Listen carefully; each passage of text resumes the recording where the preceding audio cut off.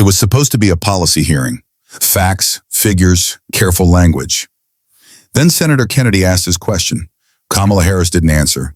She laughed. Not a nervous chuckle, not a polite deflection, a laugh loud enough to echo against the chamber walls, loud enough for cameras to catch in full frame. She thought it was over. Kennedy wasn't finished, because in front of him was a transcript with her own words printed in black ink, and he was about to read them back. Like and subscribe if you think some laughs don't age well under the lights. Formality is easy until someone decides not to play along. The Senate chamber that morning had the kind of stiffness you could measure, not just in posture, but in sound. Shoes clicked against marble, papers shuffled in exact intervals, and even the cough seemed timed between speaking turns. Kennedy sat in the second row, jacket open but tie fixed, hands resting on a legal pad that was already marked in his shorthand, a looping scrawl that only he could read. He didn't look hurried. He didn't even look particularly focused, just present, like a man who knows the current will bring the moment to him eventually. Across the chamber, Vice President Kamala Harris had settled into her seat at the witness table. No aides flanking her this time, just a single folder in front of her, neatly stacked papers, a pen placed precisely parallel to the edge. She'd been through enough of these to know that the first impression was the one you could control. The chair opened, with standard remarks, moving through agenda items in the dry, practiced cadence of someone who'd done this 100 times before. Questions came in sequence, measured, formulaic, answers equally so. It was choreography of everyone, and everyone was staying on beat. The gallery was quiet. Press photographers took their wide shots early, saving battery for the moments that might matter. On C-SPAN's live feed, the split-screen format showed Harris on one side, the speaking senator on the other. A visual balance that felt almost ceremonial. Kennedy didn't break that balance when his turn came. He leaned into his mic just enough for the red light to blink. No preamble, no throat clearing. He asked his question in the same even tone he might use to order coffee. The words themselves weren't hostile, not yet, but they carried a precision that made the chamber's air shift by a degree. A policy detail from 2 years ago, a statement on record, buried in a subcommittee transcript. Harris listened. Then, instead of answering, she smiled. And then, she laughed. It wasn't the timing of the laugh that caught people. It was the length. 3 beats too long for politeness. 3 beats short of contempt. Kennedy didn't react. Not yet. A laugh can dismiss a question or prove it mattered. At first blush, the sound was harmless, bright, practiced, the kind that usually melts tension and reminds a room who's in command. But it didn't melt anything. It cooled it. People don't always hear a laugh the same way on television as they do in the room. In the chamber, you could feel it, like a soft clap in a church. Staffers looked up. One reporter in the gallery stopped, typing mid-word. The chair's gavel hand hovered, then settled back down. Kennedy didn't twitch. He watched the moment pass over the room the way you watch a breeze move wheat. Quiet, inevitable, revealing the direction everything's leaning. He flipped to one page on his legal pad with a finger, slow enough that the cameras could catch the motion. He wasn't buying time. He was telling the room he didn't need any. Harris's smile held. She added a line, light, teasing, the kind of Senator bless your heart glide that works at fundraisers and daytime shows. It should have worked here. It didn't, because her laugh had already drawn a box around the question and labeled it beneath serious reply. And that label does something dangerous. It dares the question to be better than the dismissal. Kennedy let a half-beat breathe. "Ma'am," he said, tone even, "I'll try it a different way. Not sharper, not louder, just straighter." He slid a single sheet from the manila folder, the top edge crisp with a pale yellow tab. The microphones caught the faint hiss of paper against paper. The camera tightened on his hands. Across the dais, a junior senator adjusted his tie. Another leaned into an aide. "What's he got?" A photographer in the back row stood on tiptoe, tiny movements that add up to a new center of gravity. Harris leaned back a fraction, the kind of micro shift only the front row sees.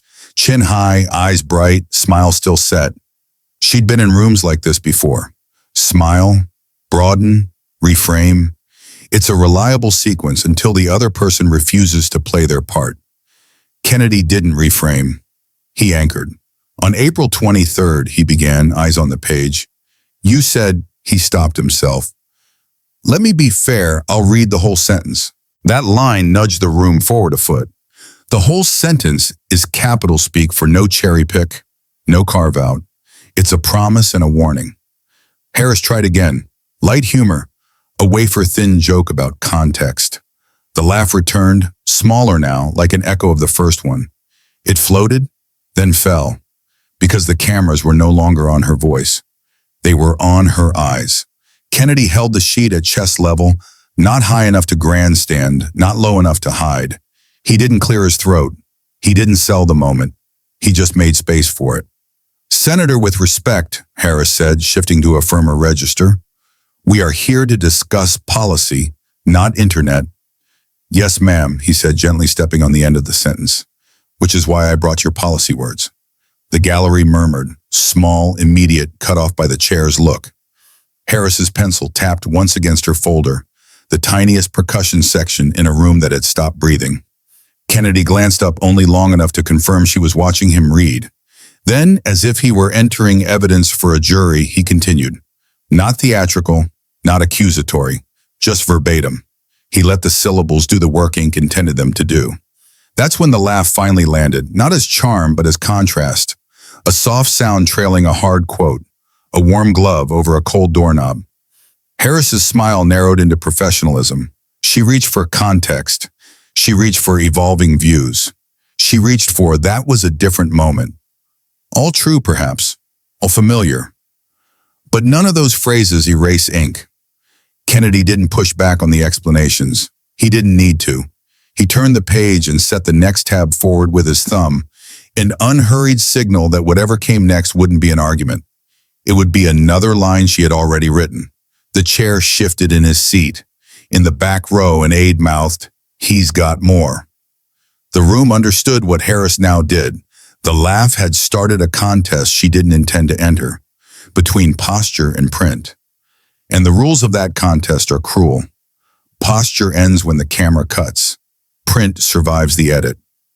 Kennedy folded the top corner of the page, a small triangle like a bookmark, and placed the sheet flat on the desk. He looked up fully for the first time since the laugh. We'll stay with policy, Madam Vice President, he said, voice softer than before. I'll just let your policy speak. Silence. Not hostile, not friendly, just the kind that arrives when a room recognizes it's no longer in a conversation. It's in a record. Harris nodded, once, controlled. The smile didn't return, and the laugh, it was still somewhere in the air, but now as a ghost of the moment before the paper appeared. Because this wasn't about tone anymore. It was about text. A single page can feel heavier than the gavel itself. The sheet in Kennedy's hand didn't look like much. White paper, black ink, yellow tab. But in that room, it carried more weight than the seal on the wall. He read slowly, not dragging the pace, just refusing to give anyone the escape hatch of speed. Every comma got its pause. Every date, its full pronunciation. He didn't summarize. He didn't editorialize. He let her words, preserved in the official transcript, do the talking. The gallery shifted. A photographer changed lenses.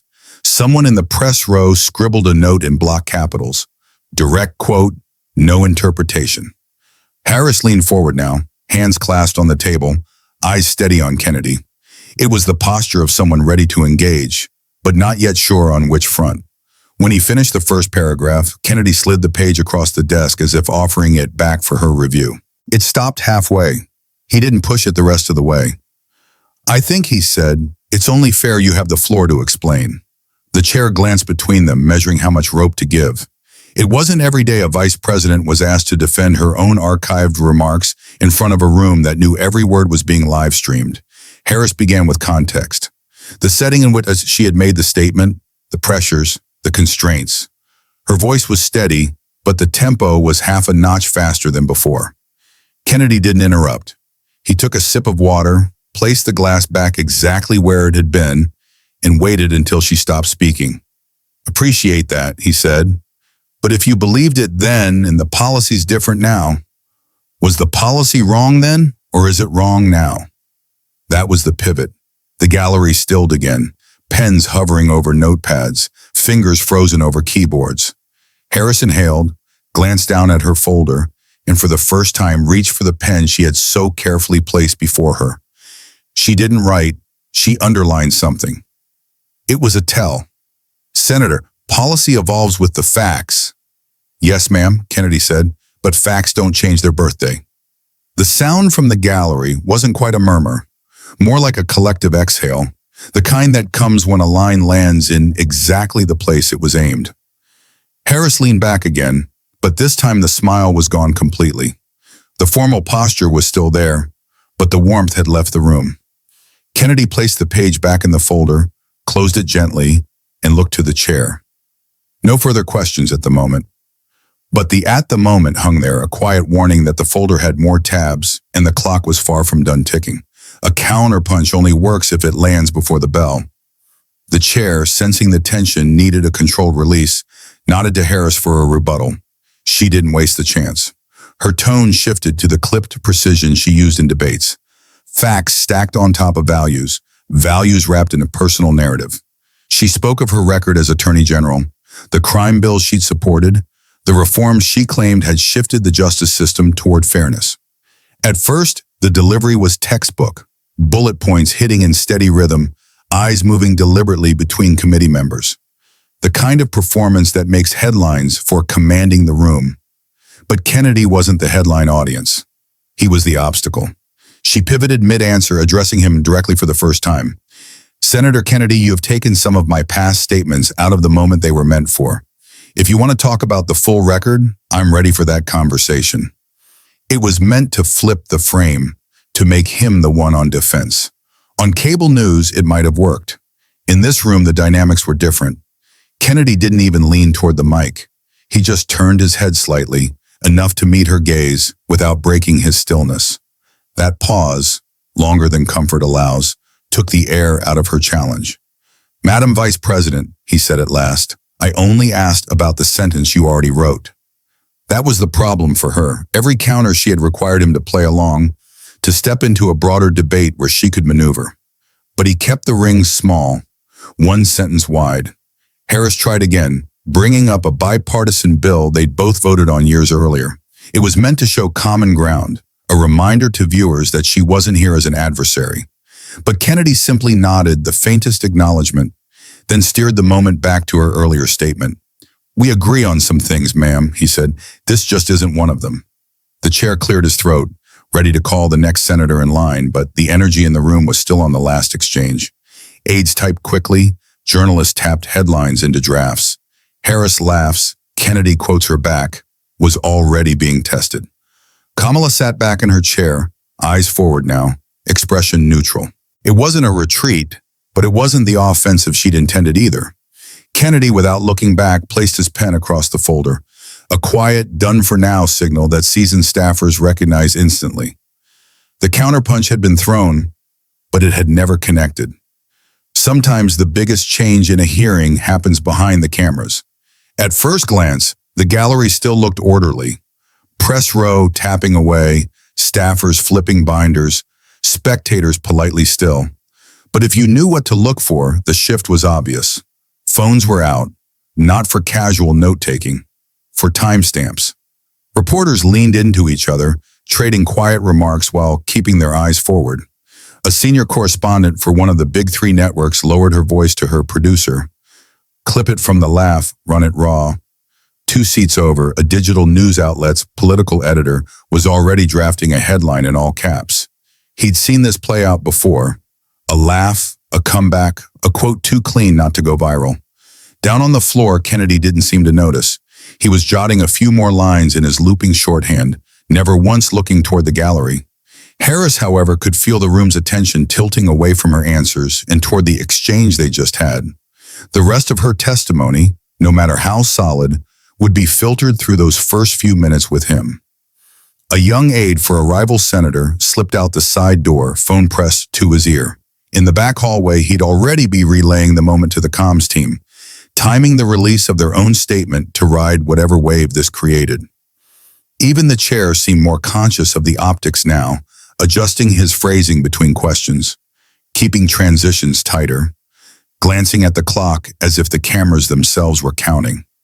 Harris pressed on, delivering answers with polished composure. She knew the drill. Once a narrative takes shape, you can't erase it mid-hearing. You can only dilute it. But the gallery had already made its choice. Every keystroke, every note scribbled, was framing the hearing as the laugh and the line that followed. Kennedy, still silent, let the rest of the panel carry the load. His pen rested across the folder, yellow tabs peeking like quiet markers of what else he could bring up. One network photographer caught a telling shot. Harris in mid-sentence, Kennedy leaning back, hands folded, expression unreadable. In the background, a cluster of reporters watching him instead of her. That image would end up on 3 front pages the next morning. The shift was complete. The gallery was no longer just recording the hearing. It was waiting for his next move. The most effective questions aren't the first ones, they're the ones you wait to drop. The chair was halfway through calling on the next senator when Kennedy's mic light flickered on again. He didn't interrupt, not outright, but his voice arrived with enough calm weight that the floor naturally returned to him. "Madam Vice President," he began, "before we move on, there's one more line from your remarks I'd like to understand." He didn't reach for the folder immediately. Instead, he kept both hands flat on the desk, as if giving her time to prepare herself. In hearings, that's often worse than diving right in, because the mind races faster in silence. Harris glanced at the chair, then back to him. "Go ahead," she said. Now he opened the folder. Not to the first tab, not to the second, but to one near the very back, a deep cut from a speech she'd given to a closed-door conference. The transcript wasn't widely circulated, but it was official and signed. "In that address," he said evenly, "you described certain legislative approaches as performative measures that serve political careers more than public safety. You remember that?" Harris hesitated, not long enough to look evasive, but long enough for the pause to register. "I remember the discussion," she said. Kennedy nodded once. "Good, because today, in your testimony, you endorsed those same measures. So my question is simple. What changed? The measure, the safety, or the career?" The words hung in the air like the last note of a hymn, not shouted, not adorned, just placed. The chair's eyes darted to the clock, but he didn't cut in. The room had gone still again, and in Washington, stillness is currency. Harris straightened her back, her tone measured. She spoke of shifting public needs, evolving policy landscapes, new data. She framed it as responsiveness, not reversal. Kennedy listened without blinking, then set the paper down. "I see," he said quietly. "Well, Madam Vice President, I suspect the public will decide which it is. No more, no less." He clicked his mic off. The light went dark, but the moment stayed bright in the minds of everyone in the chamber, and in the feeds that were already cutting the clip to a clean, watchable minute. Some moments leave with the gavel, others follow you out of the building. The hearing adjourned with the usual shuffle, staffers gathering folders, senators exchanging muted pleasantries, cameras panning to wide shots. But nobody in that room was really watching the wrap-up. They were replaying it, that sequence from the laugh to the quote to the last question she hadn't quite cleared. Kennedy stood, not in a hurry, not looking for the cluster of microphones that would form in the hallway. He paused to thank the chair, nodded to a few colleagues, and moved toward the side exit. Even without seeking attention, 2 reporters peeled off from the pack to follow. Harris remained seated for a moment longer, writing something in the margin of her notes. A reminder, a line to revisit later, maybe even a pivot to use next time. But for this round, the shape of the story was already out of her hands, because in the hallway, clips were already being sent to editors. The headlines wouldn't be about crime statistics or policy projections. They would be about the exchange, about the laugh, about the sentence that came back to her in her own voice. By evening, one image would dominate the news cycle. Harris mid-laugh, Kennedy holding the page, the caption reading, "Her words, his question." And long after the cameras were packed away, That's what would stay, not the charts, not the talking points, but the cold, simple frame of a question that refused to dissolve. If you were in that room, would you have laughed or answered? Tell us in the comments.